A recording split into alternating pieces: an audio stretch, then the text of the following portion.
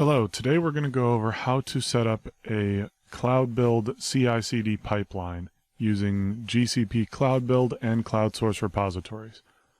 So to start off, I have a Cloud Source repository here on GCP, and it's got 3 files in it.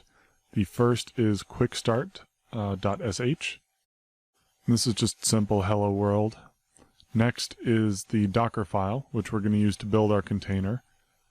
And this is just taking Alpine, copying the quick start shell script over, and then running it. And lastly, I have cloudbuild.yaml.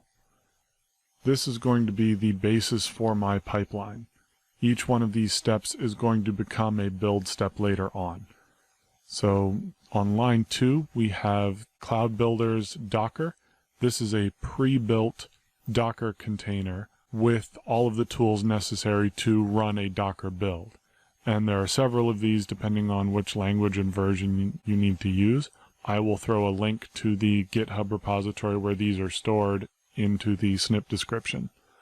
But that container is going to take the Docker build commands as an argument. So in this case on line 3, build-t with our repository name, and then it's going to generate a Docker image and upload it to GCR, which is there on line 5. So now that that's set up, let's go over to Cloud Build. Okay, I'm here in Cloud Build, and the first thing I want to do is go under Triggers. And let's go over here to connect a repository for a moment. You can see that we have a few options here to connect Bitbucket or GitHub or use a Cloud Source repository natively. Just so you know, some of these are still in beta at the time of this recording, which is why we're using Cloud Source Repository, but it is possible to do this through GitHub or Bitbucket as well. Let's go ahead and click here to create a trigger. Now, if we wanted to go back to the triggers page and click on Create Trigger at the top of the screen here, it would bring us to the same spot. But let's go ahead and select our repository. We will call this trigger Hello Trigger. And we can leave the description the same. What this is going to do is it's going to detect a push from any branch and use that to trigger our build. So if we look a little bit here under trigger type, that's where we see we're looking for a branch. Under branch regex, that's a regex we can use for the branch naming convention. So if you have a feature or bug fix in your branch names, you can filter those out as well and only build those.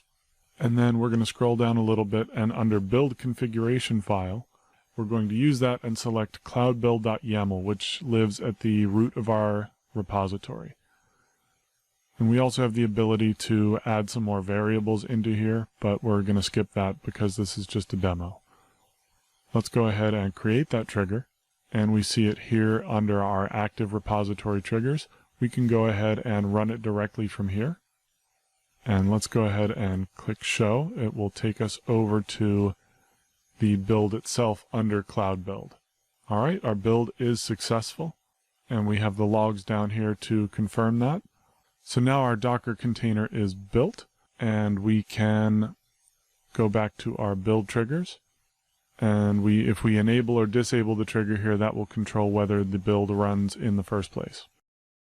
All right, that's it. Thank you for watching.